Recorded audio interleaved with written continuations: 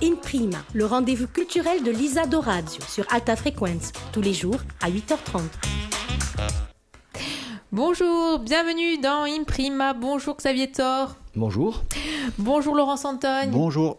Alors, vous êtes tous les deux les co-auteurs et co-réalisateurs de ce documentaire Le bagne oublié, produit par LFX Centaure Productions via Steli, avec le soutien évidemment de la CTC et du CNC. Donc un documentaire qui passera ce vendredi sur Via Steli à partir de 20h45 dans l'émission Yann, et qui sera certainement, on peut le dire dès maintenant, rediffusé bien évidemment. Il y a des chances.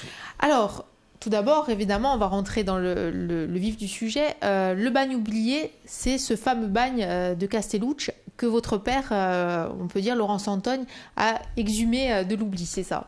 C'est ça. On est parti sur les bases du travail de mon père sur la colonie. Enfin, on dit bagne pour un raccourci un petit peu sémantique, mais c'était plus une colonie horticole. Officiellement, ça s'appelait colonie horticole de Saint-Antoine. C'est effectivement une ancienne colonie qui était à Saint-Antoine, puis à Castellucci. Et on est parti dans les travaux de mon père qui a un petit peu fouillé dans les archives pour retrouver cette histoire et trouver pourquoi, comment on a installé une colonie horticole pour des enfants de 8 à 21 ans.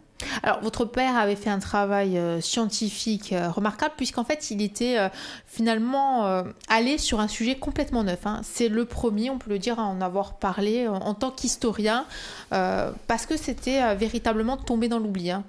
C'était totalement tombé dans l'oubli, puisque même les spécialistes des enfants en justice, comme ils s'appellent, ne connaissaient pas l'existence de ce bagne, de cette colonie horticole. Parce que sur le continent, effectivement, il y avait de nombreuses colonies agricoles, mais tout le monde avait totalement oublié celui-ci. Voilà, qui était un bagne disciplinaire, il faut le rappeler, et qui était un établissement d'État, contrairement aux établissements qu'il avait sur le continent, qui étaient privés. Alors, même la mémoire, finalement, des Ajacciens, il n'y avait plus cette mémoire, ça n'était pas resté dans la mémoire des Ajacciens, peut-être aussi parce que c'était un épisode, on peut le dire, honteux de l'histoire d'Ajaccio. Là aussi, finalement, le temps avait contribué à créer une sorte d'oubli. C'est ça, on l'avait oublié. Alors, on se souvient, tout le monde connaît et se souvient de la colonie de Cotitiavre, parce qu'il reste pas mal de bâtiments. Mais à Saint-Antoine, c'est vrai que ça avait complètement disparu. Alors peut-être parce que ça a duré que 11 ans, que de suite ça a été remplacé par un pénitencier pour adultes, et ensuite c'est devenu une école agricole, et ensuite, bon, c'était tombé dans l'oubli, et ensuite l'hôpital que tout le monde connaît actuellement, mais c'est vrai que ça avait complètement disparu. Et alors maintenant, avec le livre de mon père, c'est revenu un petit peu au goût du jour. Il y a eu ensuite la bande dessinée de Frédéric Bertocchini et Eric Ruscul qui a contribué aussi à remettre un peu au goût du jour cette histoire. Et voilà, je veux dire, le documentaire participe aussi à faire en sorte que cette histoire soit toujours d'actualité. Puisqu'on peut dire aujourd'hui finalement que grâce au premier ouvrage de René Santogne, puis ensuite par le biais de la bande dessinée, et aujourd'hui grâce au documentaire aussi, cette mémoire, finalement, les Ajacciens s'en sont emparés. Il a été même question, je crois, d'une plaque commémorative ou d'événements autour, en tout cas, de ce bagne. C'est des choses aujourd'hui qui sont, en tout cas, qui vont certainement arriver dans les années qui viennent. On peut le souhaiter. De toute façon, ça fait partie de la mémoire collective, donc ça peut n'être qu'intéressant d'avoir des traces de cette mémoire. Donc ça participe aussi pour l'avenir. Voilà. Bon, on l'a vu aussi lors de la projection à l'Espace Diamant, l'avant-première, par rapport aux questions du public, beaucoup s'interrogeaient. Beaucoup étaient étonnés, et certains pensaient connaître, mais finalement se trompaient, pensaient que c'était il y avait juste un bâtiment en bas à l'embranchement là, du cimetière, connaissaient mal l'histoire, mais alors après la surprise et les questions, on va dire techniques et historiques, la deuxième salve de questions c'était et maintenant? Qu'est-ce qu'on fait? Est-ce qu'on fait un musée? Est-ce qu'on fait une plaque? Est-ce qu'on protège l'ensemble? Est-ce qu'on empêche les constructions? Est-ce qu'on défriche? Voilà. J'ai l'impression que les gens ont envie, maintenant qu'ils connaissent l'histoire, de la protéger. Alors, en plus, on peut le dire, finalement, il ne reste pas grand-chose de ce bagne. Il y a il reste le cimetière, et ça, le cimetière donc, qui est situé, on peut le dire, dans le maquis, c'est peut-être aujourd'hui finalement le seul vestige de ce bagne, le vestige en tout cas le plus important. Ah oui, il reste plus rien, il reste des murs de soutènement. un petit peu partout sous le maquis. Il reste un bâtiment qui est donc à l'embranchement du cimetière actuel de Saint-Antoine. Il reste ce fameux cimetière qui est enfoui complètement sous le maquis, où il y a quelques tombes qui sont défrichées, mais qui ne correspondent pas vraiment à la période qui nous intéressait, la période 1855, qui est un petit peu postérieure. Voilà. Parce qu'aussi, il y a des tombes, je crois, il me semble, d'Allemands aussi, qui C'est sont ça, voilà, de soldats allemands, mélangé, voilà, qui de étaient soldats allemands prisonniers à un aussi. moment donné, à la période de la guerre, à Castellucci. Une petite précision aussi sur le documentaire. Bien sûr qu'il traite de la colonie horticole de Saint-Antoine, mais la thématique, nous l'avons élargie à partir des recherches de René Santogne. Nous l'avons élargie pour la contextualiser à la problématique vraiment de l'enfermement des mineurs. Et le documentaire traite bien sûr aussi de ça à travers le regard du bagne oublié.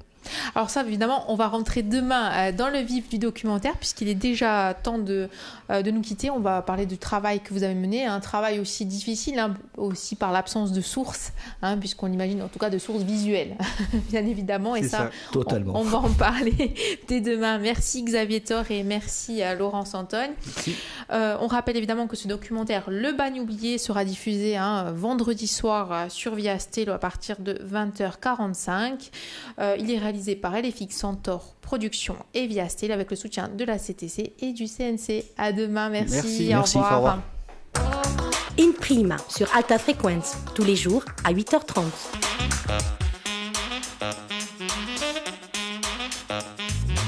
In Prima, le rendez-vous culturel de Lisa Dorazio sur Alta Frequenz, tous les jours à 8h30. Bonjour, bienvenue pour votre seconde émission d'In Prima en compagnie de Xavier Thor et de Laurent Santogne. Bonjour à tous les deux. Bonjour.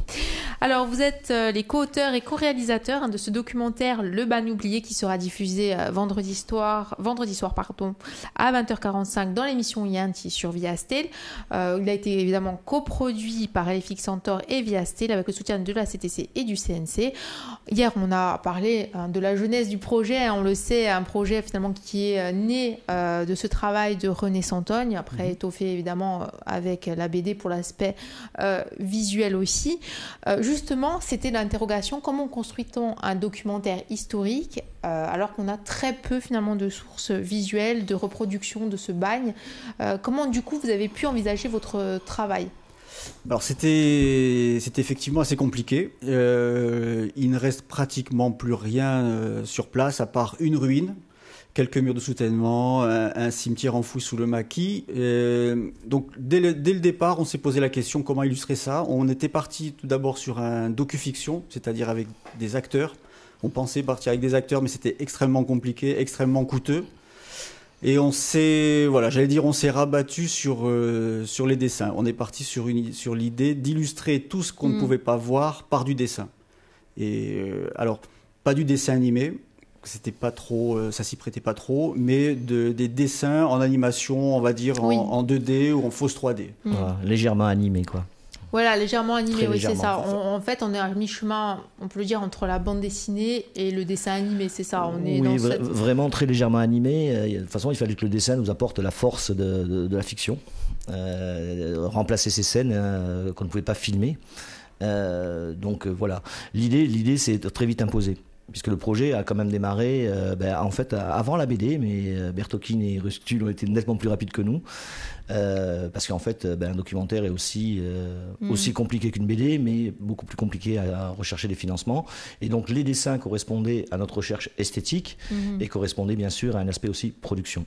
Du coup, vous avez travaillé pour les dessins avec Eric Rustul, c'est ça. Comment ça s'est passé cette collaboration ? Alors, au départ, on a fait comme pour un casting. D'accord. On a cherché. On n'a pas choisi Eric tout de suite. On a cherché, et puis c'est vrai que le choix d'Eric s'est vite imposé puisqu'il avait fait déjà beaucoup de recherches vestimentaires, etc. Pour les personnages, pour la bande dessinée, et que c'était un gain de temps qui était pas négligeable. Et puis voilà. Puis Eric, c'est un personnage qui est adorable, qui est intéressant, on s'est très vite rapproché pour définir un style. Parce que notre problématique, ou ce qu'on voulait éviter, c'est de reproduire la bande dessinée sur l'écran. Et c'était pas le style qu'on voulait donner. L'histoire était très noire. Donc on voulait se rapprocher d'un style assez sombre. Et c'est voilà. Et c'était la partie de Xavier qui avait une idée très arrêtée sur la chose. Les premières discussions avec Eric portent exactement sur ça. C'est ce que vient de dire Laurent. C'est nous ne voulions pas, comme nous avions pris du retard, nous ne voulions pas que les dessins ressemblent, même s'il y a des ressemblances, des similitudes. Oui, il y a des traits évidemment. Oui, il y a le trait lyrique. Mais les premières discussions que nous avons eues, Laurent, Eric et moi, c'était on cherchait donc une noirceur dans le dessin. Et pour ceux qui sont fans de BD reconnaîtront, on cherchait un aspect dessin entre Corto Maltese, de très loin, et Comès. Voilà la base de discussion avec Eric au départ. Et c'était donc des personnages parfois très noirs, surtout Comès, et un trait aussi bien particulier de Corto Maltese, parce que voilà, je suis fan des deux, quoi. Voilà. Après, vous avez aussi évidemment choisi de filmer ce qui restait de ce bagne. Là aussi, vous avez dû, j'imagine, pour aller du côté du cimetière, ça a dû être, c'est pas forcément évident. Il faut défricher. Voilà, il faut défricher. Voilà, il faut y aller à la machette, c'est ça. C'est ça. Là aussi, justement, comment on met en scène aussi ce type de décor, c'est particulier.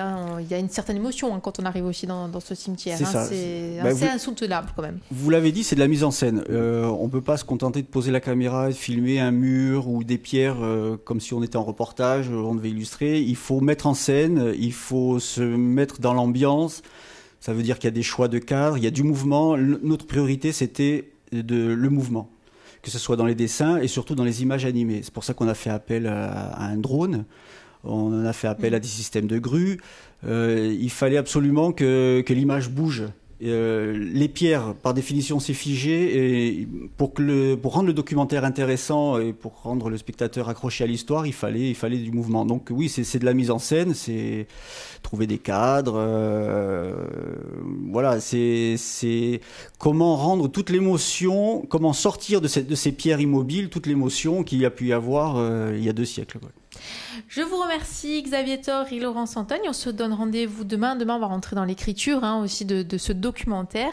On rappelle qu'il sera diffusé vendredi soir, donc à partir de 20h45 sur Viastel dans l'émission Yanti, et évidemment qu'il est coproduit par LFX Centaure Productions et Viastel avec le soutien de la CTC et du CNC. À demain. Merci. Au revoir. Merci.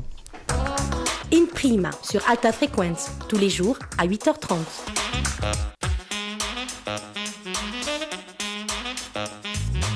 In Prima, le rendez-vous culturel de Lisa Dorazio sur Alta Frequenza, tous les jours à 8h30. Bonjour, bienvenue pour cette 3e émission de la semaine. Nous sommes mercredi, nous sommes sur Alta Frequenza. Je suis toujours en compagnie de Xavier Thor et de Laurent Santogne. Bonjour à tous les deux. Bonjour. Bonjour. Je rappelle évidemment que les émissions que nous avons réalisées ensemble sont disponibles sur le www.alta-frequenza.com en vidéo et en podcast. Nous sommes avec vous pour parler de votre documentaire Le Bagne oublié. Ce documentaire que vous avez coécrit et coproduit, qui est coproduit par LFX Centaure Productions et Viastel avec le soutien de la CTC et du CNC, et qui sera bien évidemment diffusé vendredi soir sur Viastel à partir de 20h45. Donc c'est un documentaire poignant, évidemment, qui parle de ce bagne qui était situé à Ajaccio, du côté aujourd'hui on trouve évidemment l'hôpital de Castellucci. On va parler aujourd'hui de l'écriture de ce documentaire. Vous l'avez choisi finalement à cheval entre la fiction et le documentaire on peut le dire historique, c'est ça? Alors, oui, c'est tout à fait ça. Alors pour nous partions du principe, on l'a déjà dit précédemment, mais de faits réels, mais il y avait bien sûr une partie fictionnelle. Et ce que nous voulions avec Laurent, c'était surtout faire un document de création. Donc au niveau de l'écriture, et Laurent en parlera parce qu'il a assuré toute la base de l'écriture, qui s'est alimenté par un énorme travail de recherche, d'information, pour alimenter ces faits réels, historiques, et après la partie fiction. Voilà, ça a commencé comme ça. Alors évidemment, la base de l'écriture, c'est le bouquin de mon père, de René Santogne, qui avait déjà pas mal défriché. Donc on avait beaucoup de données, mais il fallait écrire ça de manière à intéresser le téléspectateur, à recréer une histoire et pas juste donner des chiffres et des dates de manière assez froide. Il fallait créer une véritable histoire. Mais l'écriture, avant de rentrer dans la période du bagne 1855, le parti pris qu'on a réalisé, c'était d'expliquer pourquoi il y a eu ce bagne. Donc il y a toute une première partie dans l'écriture qui consistait à revenir sur cette période et expliquer pourquoi à un moment donné on s'est retrouvé à construire une colonie correctionnelle pour enfants à Castellucci et à Ajaccio. Donc dans l'écriture, dans le documentaire, la première partie est consacrée au contexte historique de l'époque. Et à l'enfermement des mineurs au XIXe siècle. C'est-à-dire, en fait, vous revenez pour réexpliquer le contexte à nos auditeurs. On a fait de nombreuses émissions avec René Santogne à ce sujet, sur finalement ce contexte, la naissance des bagnes sous Napoléon III, cette volonté de justement contrôler ces jeunes, on peut le dire souvent des vagabonds, qui ont fait des petits larcins, de les rééduquer. Voilà. C'est le mot affreux, mais... Oui, et même avant Napoléon III, vers 1840, on compte déjà les premières colonies agricoles privées sur le territoire national. Donc, mais c'est vrai que cette recherche historique et cette contextualisation étaient nécessaires pour nous. Le tout était toujours pareil pour nous de rendre intéressant, compréhensible, mais aussi divertissant. Même si on peut dire sur un truc aussi atroce, mais ça reste pour nous un point important. C'est-à-dire qu'il faut que pour passer cette information-là, je pense qu'il ne faut pas ennuyer, et on espère que ce n'est pas ennuyeux. Après, évidemment, il y a tout ce contexte aussi particulier à la Corse, parce que vous rappelez certes le contexte national, mais après, le bagne de Castellucci aussi a ses particularités. Notamment, on le sait, les souffrances qu'enduraient les jeunes enfants ont été liées notamment à la malaria, à ce territoire de Castellucci qui était réputé, en tout cas pour les Ajacciens, comme un territoire où on ne faisait pas bon vivre. C'est ça. L'idée, c'était de lier la grande histoire avec la petite histoire et de montrer comment la petite histoire dépendait de cette histoire, notamment la volonté de Napoléon III et de son ministre de l'Intérieur Abatucci de rendre fertiles des terres agricoles qui étaient infestées, là, comme vous l'avez dit, par la malaria, par les fièvres, les marécages, etc. Donc ça participait à ça. Et pour participer à ces grands travaux, on envoyait des jeunes là. Et effectivement, là, on se rapproche de la petite histoire, et notamment celle de Jean Viala, parce que c'est vrai qu'on n'a pas dit qu'on suivait un jeune qui était un petit peu notre fil rouge dans cette histoire. Jean Viala, qui a réellement existé et qui... c'est lui qu'on fait parler dans le documentaire et qui explique un petit peu ses souffrances, les punitions, le quotidien sur cette colonie. Ça, justement, on va en parler demain de ce côté, cette chair en fait que vous avez voulu apporter à ce propos historique, à cette base, on l'a vu aussi du travail de René Santogne. On va en parler demain, mais il est vrai que vous avez aussi voulu finalement que le contexte soit restitué avec, on peut le dire, une véritable, que ça soit, on peut le dire, très carré à ce niveau-là, qu'on ait un contexte bien construit, bien édifié, afin que le propos soit compris. Tout à fait. Et que ça serve peut-être aussi de base pédagogique. Il y a peut-être cette volonté aussi. Ah oui, vas-y. Non, mais oui, tout à fait. C'est-à-dire que pour nous sommes comme beaucoup d'autres, nous espérons être des passeurs d'images, des passeurs d'infos. Je veux dire, on a bien quelque chose à communiquer, mais nous-mêmes, au départ, quand nous commençons à effectuer nos premières recherches, nous apprenons aussi beaucoup de choses. Informations qu'il va falloir trier, qu'est-ce qui est intéressant, qu'est-ce qui ne l'est pas. On apprend beaucoup de choses, c'est-à-dire qu'on apprenait en créant. Donc après, il a fallu aussi choisir, mais le but ultime, c'est ça, c'est quelque part... participons justement à ce passage d'informations. Merci beaucoup. On se retrouve demain, donc Xavier Thor et Laurent Santogne, pour continuer bien évidemment d'évoquer ce documentaire Le Bagne oublié, coproduit par LFI, Centaure Productions et Viastel, avec le soutien de la CTC et du CNC, et qui sera diffusé vendredi soir, donc à 20h45 dans l'émission Yant sur Viastel. Merci beaucoup. Au revoir et à demain. Au revoir. In Prima sur Alta Frequenza, tous les jours à 8h30.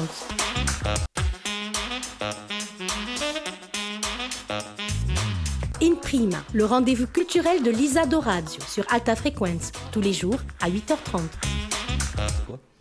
Bonjour, nous sommes jeudi, nous sommes sur Alta Frequenza pour évoquer ce documentaire Le bagne oublié en compagnie de Xavier Thor et de Laurence Antogne. Bonjour. Bonjour. Alors je rappelle évidemment pour tous ceux qui ont envie de connaître toute la genèse de la création de ce documentaire, de ce docu-fiction, puisqu'on peut le qualifier ainsi, vous pouvez nous retrouver sur le www.alta-frequenza.com en vidéo et en podcast. Et évidemment, vous pourrez voir le documentaire sur Viastel vendredi à partir de 20h45 dans le cadre de l'émission Yanti. Alors, on a hier parlé finalement de l'aspect historique, de la contextualisation du travail que vous avez fait en tant que documentariste, mais il y a aussi finalement cette chair qui est au sein du documentaire, c'est-à-dire ce personnage qu'on suit, Jean Viala, cet enfant. Comment vous l'avez, on peut dire, je ne sais pas si on peut dire sélectionné, mais en tout cas, comment vous avez choisi ce personnage, puisqu'il a existé. Oui, c'est un personnage qui a existé. Alors c'est vrai qu'on l'a choisi, on l'a pas fait de casting, mais il fallait prendre un personnage. C'était important de prendre quelqu'un qui existait pour la véracité du récit. Mais donc il fallait quelqu'un qui soit rentré dans le bagne à peu près à l'ouverture et qui en soit sorti à sa fermeture. Et c'était le cas de Jean, à un an près. Je crois qu'il est rentré en 56, en 1856, et le bagne a ouvert en 55. Donc voilà, on l'a choisi pour ça. En deux mots, Jean Viala, c'est un gamin qui a 8 ans quand il est condamné à Montpellier à 10 ans on appelait ça la maison correctionnelle ou des bagnes. Enfin, il y a différentes appellations selon qu'on soit sur le continent ou ailleurs. Et donc 10 ans de bagne pour un vol à l'étalage. Donc il a été dans un premier temps dans une colonie horticole sur le continent. Et ensuite, il a été envoyé à Castellucci, ou Saint-Antoine, qui, on peut le rappeler, est un établissement correctionnel, disciplinaire. Donc, on suppose qu'il a dû faire... j'imagine qu'il a dû faire quelques bêtises. Une grosse bêtise. Là-bas pour être envoyé ici, enfin à Ajaccio. De grosses bêtises ou ne pas avoir respecté simplement les règles édictées, règles rigides qui devaient être la règle dans ces bagnes. Est-ce qu'on arrive à finalement bien retracer son parcours ? Bon, j'imagine qu'il y a une bonne part de fiction, mais est-ce que vous avez quand même eu beaucoup d'éléments sur son parcours au bagne ? Est-ce qu'on retrouve des documents, des caractéristiques physiques par exemple ? Oui, les caractéristiques. Alors, il n'y a pas beaucoup de fiction. On n'a pas eu besoin de trop fictionner, sauf évidemment des dialogues quand il parle pour expliquer. Bon, forcément, là, c'est nous qui avons écrit les dialogues. Mais on n'a pas eu besoin de trop fictionner parce que les rapports administratifs sont extrêmement détaillés. On a des fiches signalétiques qui nous disaient qu'il mesurait 1,20 m, etc., qui était blond. C'était très précis. Et ensuite, tous les autres rapports nous décrivent ce qu'il fait. Alors, peut-être pas lui en particulier, mais les punitions, les évasions, les travaux auxquels ils étaient soumis, avec des chiffres très, très précis. Voilà. Donc, finalement, la base y était. Il fallait juste l'adapter au personnage, quoi. Et qu'est-ce qu'il avait de plus finalement ce personnage ? On l'a vu, vous l'avez suivi finalement à l'ouverture jusqu'à sa sortie du bagne puisqu'il était dans les premiers arrivés. Mais il y avait aussi peut-être quelque chose de particulier qui vous a attiré, parce qu'on s'attache à ces enfants. Mais en tout cas, en ce qui me concerne, je pense que Laurent, c'est la même chose. Ce qui nous a attiré, c'était que surtout, il avait été condamné à 10 ans de bagne, de colonie horticole, pour un vol à l'étalage. C'était une période quand même assez mouvementée avec la révolution industrielle, mais l'objectif, c'était quand même de débarrasser les villes des petits vagabonds, des orphelins, ainsi de suite. Donc c'était surtout ça qui nous a attirés, puisque au bagne, il y avait quand même quelques meurtriers, mais il n'y avait pas beaucoup, mais il y avait beaucoup de gamins qui étaient là pour vol alimentaire ou vagabondage, et des petits mendiants. Donc c'est ce qui nous a attirés. Est-ce qu'il en est sorti, je ne sais pas si on peut le dévoiler ici, c'est peut-être aussi l'intrigue du documentaire. Un peu. On le dit pas alors. Mais en tout cas, on le sait, il a eu un parcours long au sein de ce bagne. Il a vécu pratiquement toute la période du pénitencier.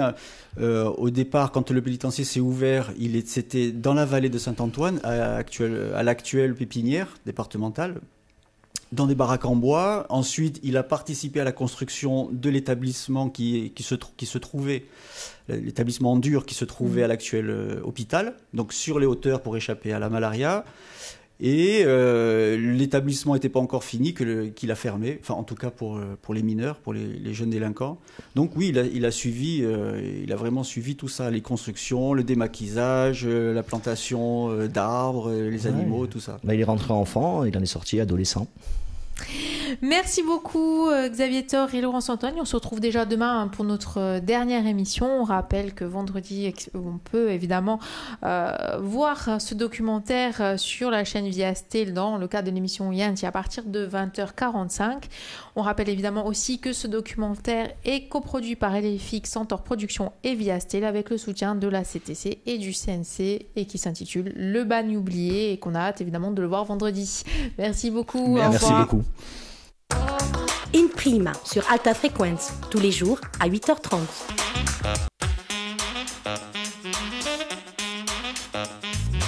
In Prima, le rendez-vous culturel de l'Isado Radio sur Alta Frequenza, tous les jours à 8h30. Bonjour, bienvenue pour cette dernière émission de la semaine en compagnie de Xavier Thor et de Laurence Antoine. Bonjour à tous les deux. Bonjour. Merci de passer cette semaine en notre compagnie. Ce soir, déjà, on peut découvrir votre documentaire à partir de 20h45 sur Viasté dans l'émission Yanti. Alors, ce documentaire, Le bagne oublié, qui évoque évidemment le bagne d'enfants qui existait à Castellucci, à Ajaccio. Ce documentaire que vous avez, donc, LFX Centaure Productions a coproduit avec Viasté, avec le soutien de la CTC et du CNC. On a parlé hier de ce personnage qu'on va pouvoir suivre dès ce soir, Jean Viala, aussi de ce contexte historique, parce que c'est un documentaire aussi qui a, on peut le dire clairement, une volonté pédagogique, en tout cas une volonté de transmission. Ça, c'est ce qui sous-tend, on peut dire, le propos. Totalement, Oui, totalement. Oui. On va parler aussi des personnages secondaires, mais j'imagine qu'ils vont aussi intéresser les téléspectateurs ce soir. C'est le rôle finalement des Corses. On le sait, en Corse, l'enfance, c'est sacré. Quelle a été finalement leur position par rapport, rien n'est noir ni blanc, on le sait, mais par rapport justement à ces enfants venus de l'extérieur, comment se comportaient les gardiens. Les gardiens étaient corses et je crois même que le directeur était corse. Alors, il y a eu deux périodes. Il y a une première période, dès l'ouverture, c'était les gardiens du continent. Ensuite, alors il y a eu un grand changement. On n'a pas compris pourquoi. Enfin, on n'a pas trouvé de traces de raison. Mais tous les gardiens ont été changés et ce sont des gardiens corses qui ont rapidement repris la place des gardiens continentaux. Après, les rapports administratifs, même si c'était très détaillé, ne font pas trop état du rapport de la population par rapport aux gamins, aux gamins qui étaient là. On a des rapports sur au moment de l'implantation. Quand le pénitencier a ouvert, les premiers mois ont été terribles. Il y a eu un tiers des gamins qui sont morts, décimés par la malaria, les chaleurs, etc. Et Paris a envoyé une inspection sur place pour essayer de comprendre pourquoi. Et dans cette inspection, il y a eu des rapports où on va voir des bergers, on va voir des gens, on leur demande pourquoi, essayer de comprendre. Et là, on voit que les gens ne comprenaient absolument pas, enfin les locaux ne comprenaient pas pourquoi on faisait un établissement dans cet endroit terrible. Enfin, c'était un non-sens. Pour eux, c'était un non-sens. Il y avait clairement, on peut le dire, des interactions finalement entre la population et les petits bagnards. On le sait, ils descendaient sur Ajaccio, malheureusement récupéraient déjà les excréments. Et il y a eu quelques évasions aussi qui n'ont pas abouti. Mais il y a dû avoir justement à un moment donné des rapports, quelques rapports en tout cas. Bah oui, tout à fait. En ce qui concerne les évasions, alors que ce soit ici ou sur le continent, mais ici, c'est vrai qu'il y avait des primes. Dès qu'il y avait évasion, il y avait une prime avec à la clé 25 francs de l'époque, ce qui était totalement énorme, pour ramener le petit bagnard évadé, quoi. Donc, et ça, la population y participait avec un intérêt certain. Après, les rapports autres que dans le cadre des évasions, nous ne le traitons pas. Alors effectivement, vous en parliez, le fait d'utiliser aussi les gamins pour aller récupérer, vider la ville des excréments et de toutes les matières qui permettaient, en fait, selon la direction de la colonie horticole, en fait, ils allaient chercher de l'engrais, mais ils utilisaient cette main-d'œuvre corvéable à merci pour aller vider les rues, oui. Ça, après, nous n'avons pas trop abordé ce point-là, le rapport avec les Ajacciens de l'époque. Mais comme disait Laurent tout à l'heure, c'était surtout une incompréhension quant à l'installation des gamins dans un endroit totalement insalubre. Ça, c'était la première des réactions. Et la seconde, c'est celle dont je viens de parler, qui est, oui, il y a une prime à la clé dès qu'il y a un gamin. Et ça, que ça soit en Corse ou à Belle-Île-en-Mer, parce qu'on en a beaucoup parlé, ça, à un moment donné, c'est bien après, les évasions de Belle-Île-en-Mer sont restées célèbres. Nous le traitons uniquement vers la fin du documentaire, qui nous amène jusqu'à l'ordonnance de 45, qui met quelque part fin à ce genre de traitement, qui est aussi le travail de deux Corses, César Camping et Hélène, sa femme. Donc l'histoire est un peu bouclée, ça commence avec Abatouche qui veut faire quelque chose pour la Corse et on crée ce genre d'établissement pour avoir de la main-d'œuvre, mais ça partait d'un bon sentiment au départ. Et César et Hélène Camping qui clôt le débat en travaillant sur l'ordonnance du 2 février 1945. Alors justement, qu'est-ce qu'elle apporte, cette ordonnance ? Alors, l'ordonnance, elle clôture un long cheminement depuis le début du XXe siècle. Mais en gros, elle considère que l'enfant n'est plus injusticiable comme les autres, n'est pas un adulte. N'est pas un adulte en miniature. L'enfant, c'est quelque chose de particulier. Donc, on le traite de manière particulière, avec des tribunaux pour enfants, avec des juges pour enfants. On essaye de créer un maximum de prévention et pas seulement de la sanction. Donc, on crée les éducateurs spécialisés, tout ce genre de choses. On est à la sortie de la guerre, on est en 1945. Donc, la jeunesse est importante aussi. Voilà, la jeunesse est importante. Il y a eu beaucoup de morts. Donc, on essaye de remettre la jeunesse au centre de la société française. Ouais, c'est la primauté de l'éducation contre la répression. Et c'est un petit peu finalement le message que vous voulez, j'imagine, porter à travers ce documentaire aussi. Un peu, sans être moralisateur, ça existait. L'ordonnance de 45, de toute façon, fait toujours débat. Et ce qui est normal, parce que nous n'avons pas une vision angélique des choses. Mais voilà, ça sert à réfléchir. C'est un peu ce que nous disons dans le documentaire. Et puis il y a toujours évidemment aujourd'hui ce débat sur la sanction, sur la répression, Exactement, sur la prévention, sur l'éducation. Et c'est vrai que c'est pas facile à trancher. Est-ce qu'on peut le trancher ? Ça, c'est pas certain non plus. Parce que le piège, ça aurait été de donner des leçons. D'ailleurs, au 19e siècle, c'était des monstres, ils étaient méchants. Donc, comme l'a dit Xavier, ça partait d'un bon sentiment. Il y avait tout un courant philanthropique à la base de ça. Ça s'est vite transformé parce que voilà, on va dire que l'humain est comme ça. Il a tiré le meilleur parti, mais on peut pas dire à l'époque c'était bien, maintenant c'est très bien. Voilà, comme vous dites, la question reste toujours d'actualité. Centre ouvert, fermé, répression, prévention, c'est quelque chose. C'est un petit peu le fil rouge du documentaire. C'est le fil rouge. Voilà. En tout cas, merci à tous les deux. On se retrouve ce soir à 20h45 dans l'émission Yanti pour découvrir le documentaire Le Bagne oublié. Pour ceux qui veulent aller plus loin, évidemment, il existe la bande dessinée Le Bagne de la honte par Bertocchini et Ruxtul, et puis l'ouvrage de René Santogne, La colonie horticole de Saint-Antoine. Merci beaucoup. Merci à vous. Merci. Au revoir. In Prima sur Alta Frequenza, tous les jours à 8h30.